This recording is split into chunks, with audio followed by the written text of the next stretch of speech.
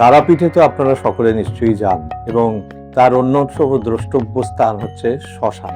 কিন্তু আজকের যে শ্মশান আর বামদেবের সময় যে শ্মশান, তার আকাশ পাতাল পার্থক্য। ওই জঙ্গলে শেয়াল কুকুর তো ছেড়েই দিন, কত রকম যে জন্তু এবং হিংস্র জন্তুও থাকা বিচিত্র কিছু ছিল না। তো সেইখানে বামদেব কোন গভীর জঙ্গলে ঢুকে যেতেন, যাকে খুঁজেই পাওয়া যেত না, এরকম গভীর জঙ্গলে। কিন্তু তারা তো তাকে স্পর্শ করেনি। এইখানেই বোঝা যায় যে তিনি কি ক্ষমতা রাখেন।